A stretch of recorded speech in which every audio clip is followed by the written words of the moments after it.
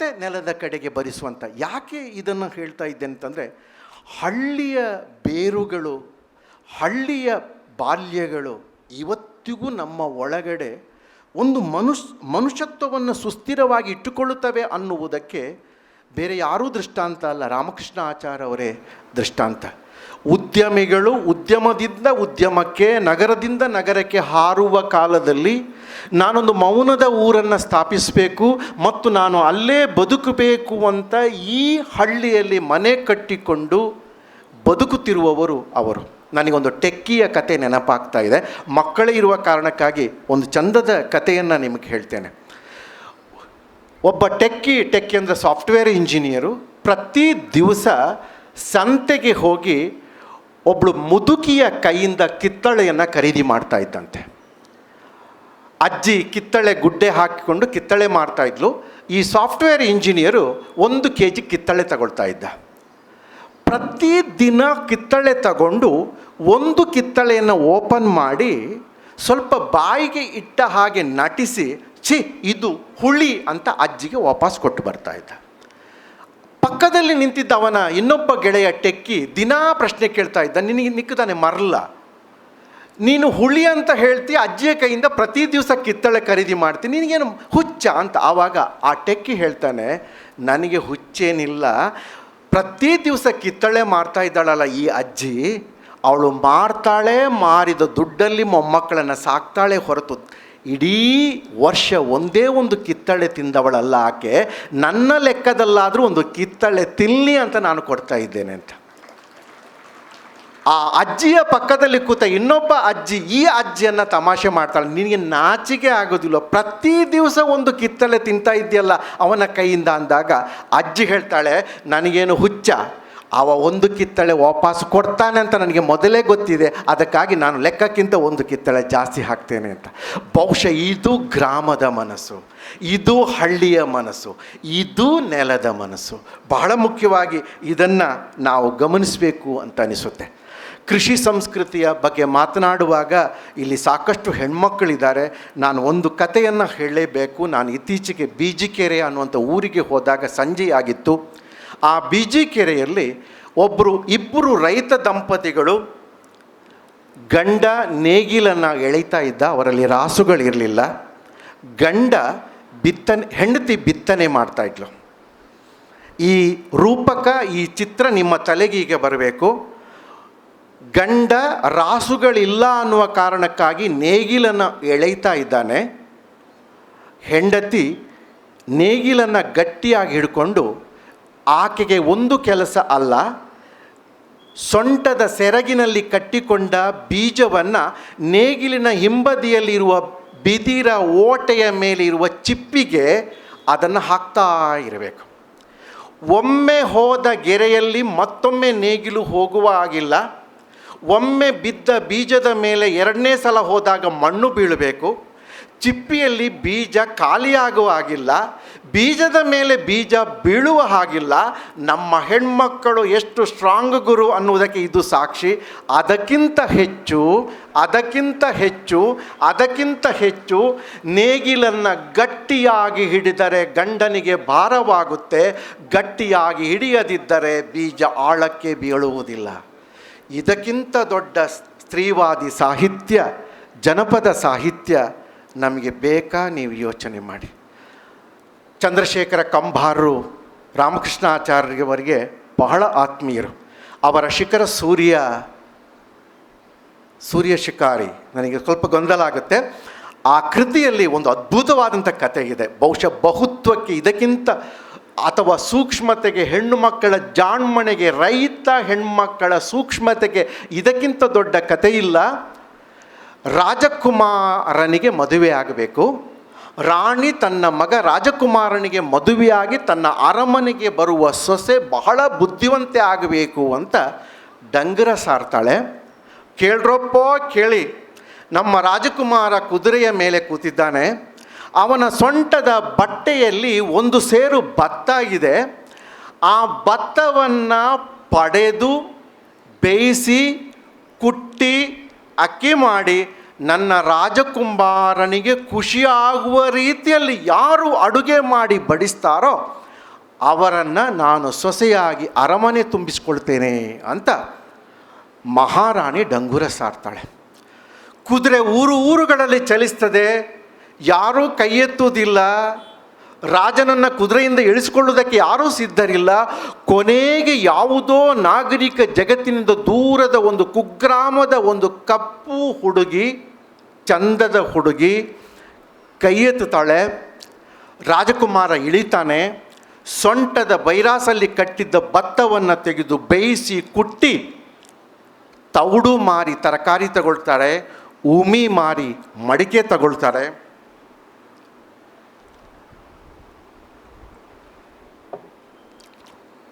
ಅಡುಗೆ ಮಾಡಿ ರಾಜಕುಮಾರನಿಗೆ ಊಟ ಬಡಿಸ್ತಾಳೆ. ರಾಜಕುಮಾರನಿಗೆ ತುಂಬ ಖುಷಿಯಾಗುತ್ತೆ. ರಾಣಿಗೆ ಸುದ್ದಿ ಮುಟ್ಟುತ್ತೆ. ಅರಮನೆಯ ಮುಂಭಾಗದಲ್ಲಿ ಚಪ್ಪರ, ವೈಭವ, ಸಡಗರ, ಸಂಭ್ರಮ. ಸೊಸೆಯಾಗಿ ಬರ್ತಾಳೆ ಆ ಹುಡುಗಿ ಅಂತ. ಮದುವೆಗೆ ಒಂದು ದಿವಸ ಇರುವಾಗ ಆ ಹುಡುಗಿ ಕೈ ಎತ್ತಾಳೆ, ನನಗೆ ನಿಮ್ಮ ರಾಜಕುಮಾರ ಬೇಡ. ಅಯ್ಯೋ ಯಾಕಮ್ಮ ಅಂದಾಗ ಆ ದಲಿತ ಹುಡುಗಿ ಹೇಳ್ತಾಳೆ, ನಾನು ನಿಮ್ಮ ರಾಜಕುಮಾರನಿಗೆ ಊಟ ಬಡಿಸುತ್ತಿರುವಾಗ ನನ್ನ ಇಬ್ಬರು ತಮ್ಮಂದಿರು ಈ ಗುಡಿಸಲ ಮಣ್ಣಿನ ಗೋಡೆಗೆ ಒರಗಿಕೊಂಡು ಅವನನ್ನೇ ನೋಡುತ್ತಿದ್ದರು. ನಿಮ್ಮ ಊಟ ಆಗಿದೆಯಾ ಅಂತ ಅವ ಕೇಳಲಿಲ್ಲ. ನನ್ನ ತಂದೆ ಕೆಮ್ತಾ ಕ್ಯಾಕರಿಸ್ತಾ ರೋಗಿಷ್ಠವಾದ ನನ್ನ ತಂದೆ ಮಣ್ಣಿನ ಗೋಡೆಗೆ ಒರಗಿಕೊಂಡು ಅವನ ಬಾಯಿಯನ್ನು ಮಿಕ ಮಿಕ ಮಿಕ ಮಿಕ ಅಂತ ನೋಡ್ತಾ ಇದ್ದರು. ನಿಮ್ಮ ಊಟ ಆಯಿತಾ ಅಂತ ಅವ ಕೇಳಲಿಲ್ಲ. ಮದುವೆ ಆದ ಮೇಲೆ ನನ್ನನ್ನು ಪಾಲಿಸ್ತಾನೆ, ಪೊರೆಯುತ್ತಾನೆ ಅನ್ನುವ ಯಾವ ನಂಬಿಕೆಯೂ ನನಗಿಲ್ಲ, ನಾನು ಮದುವೆ ಆಗುವುದಿಲ್ಲ ಅಂತ. ಭಾರತದ ಗ್ರಾಮೀಣ ಹೆಣ್ಮಕ್ಕಳ ಸೂಕ್ಷ್ಮತೆ, ಕೃಷಿ ಮನಸ್ಸಿನ, ರೈತ ಮನಸ್ಸಿನ ಈ ಹೆಣ್ಮಕ್ಕಳ ಸೂಕ್ಷ್ಮತೆ ಎಷ್ಟು ಇದೆ ಅನ್ನುವುದಕ್ಕೆ ನಾನು ಈ ಕಥೆಗಳನ್ನು ನಾನು ಒಂದು ವ್ಯವಸ್ಥಿತವಾಗಿ ಮಾತನಾಡಿಲ್ಲ, ಸ್ವಲ್ಪ ಬಿಡಿಯಾಗಿ ವ್ಯಸ್ತವಾಗಿ ಅವ್ಯವಸ್ಥಿತವಾಗಿ ಮಾತನಾಡ್ತಾ ಇದ್ದೇನೆ. ನೀವು ಜೋಡಿಸಿಕೊಳ್ತೀರಿ ಅಂತ ನಾನು ಭಾವಿಸಿಕೊಂಡಿದ್ದೇನೆ.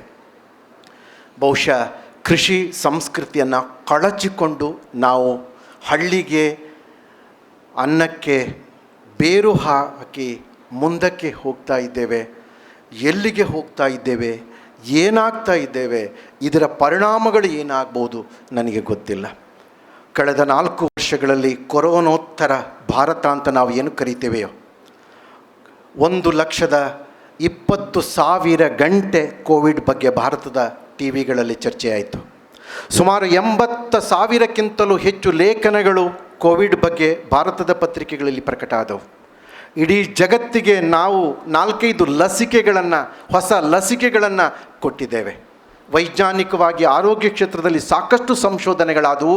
ಆದರೆ ಯಾರೂ ಗಮನಿಸದ, ಯಾರೂ ಅಧ್ಯಯನ ಮಾಡದ ಒಂದು ವಿಸಂಗತಿ ಯಾವುದು ಅಂತಂದರೆ, ಕಳೆದ 4 ವರ್ಷಗಳಲ್ಲಿ ಭಾರತೀಯರ ಮನಸ್ಸು ಬದಲಾದದ್ದು. ನಮ್ಮ ಸಹನೆ, ನಮ್ಮ ತಾಳ್ಮೆ, ನಮ್ಮ ಭಾವಿಸುವತನ, ನಮ್ಮ ಪ್ರೀತಿಸುವತನ ಕಡಿಮೆ ಆಗಿದೆ ಅನ್ನುವುದಕ್ಕೆ ಮೊನ್ನೆವರೆಗೆ ಕ್ಲಾಸ್ ಮಾಡುತ್ತಿದ್ದ, ನಿಮ್ಮನ್ನೆಲ್ಲ ಎದುರುಗಡೆ ಕೂರಿಸಿಕೊಂಡು ಮಾತನಾಡುತ್ತಿದ್ದ, ನಿಮ್ಮ ಪ್ರತಿಕ್ಷಣದ ಹಾವಭಾವಗಳನ್ನು ಗಮನಿಸ್ತಾ ಇದ್ದಂಥ ಒಬ್ಬ ಉಪನ್ಯಾಸಕನಾಗಿ ನಾನು ಈ ಮಾತನ್ನು ಹೇಳ್ತಾ ಇದ್ದೇನೆ. ನಾನು ತಮಾಷೆಗೆ ತರಗತಿಯಲ್ಲಿ ಹೇಳಿದ್ದಿದೆ.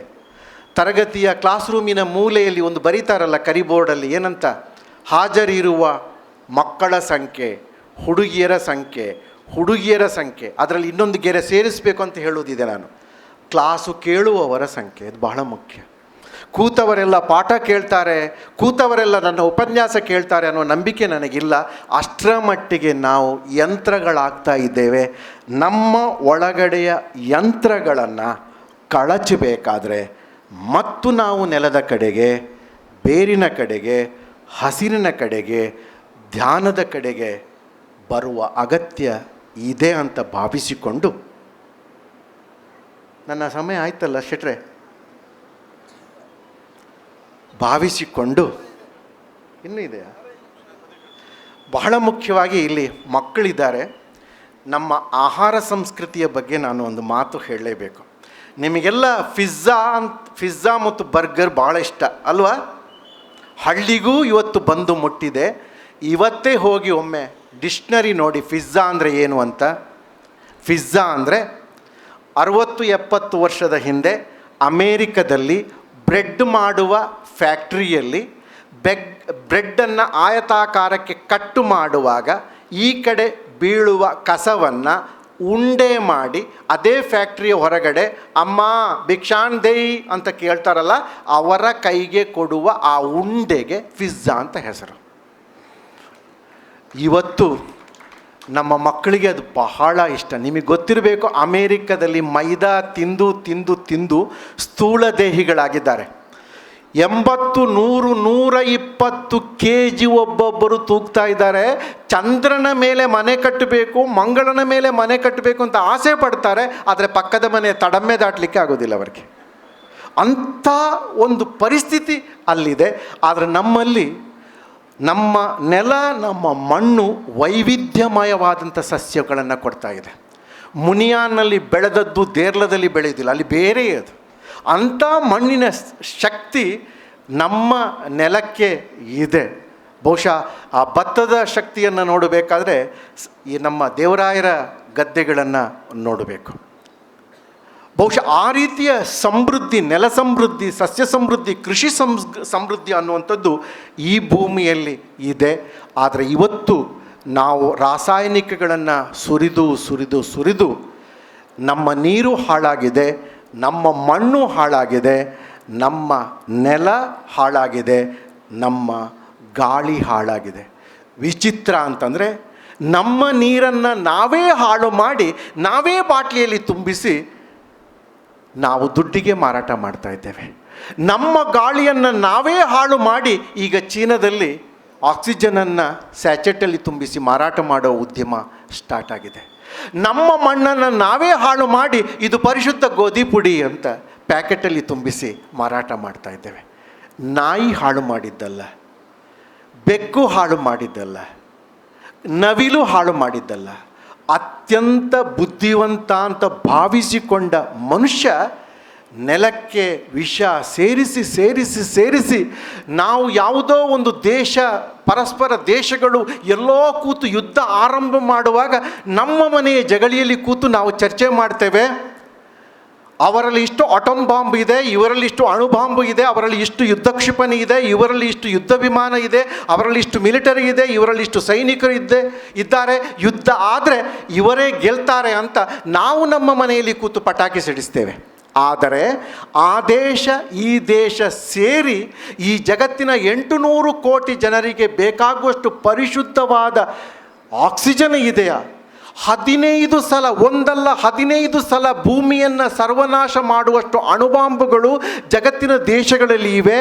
ಆದರೆ 800 ಕೋಟಿ ಜನರಿಗೆ ಬೇಕಾಗುವಷ್ಟು ಕುಡಿನೀರು ಇಲ್ಲ, ಆಕ್ಸಿಜನ್ ಇಲ್ಲ, ವಿಷ ಸೇರದ ಅನ್ನ ಇಲ್ಲ.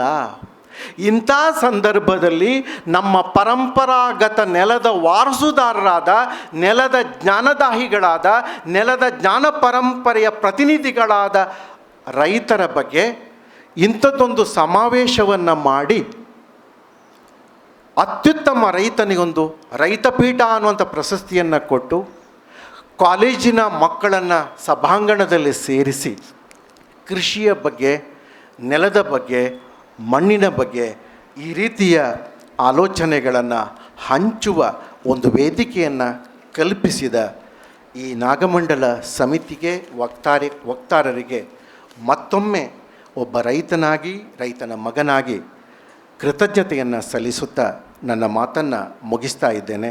ನಮಸ್ಕಾರ.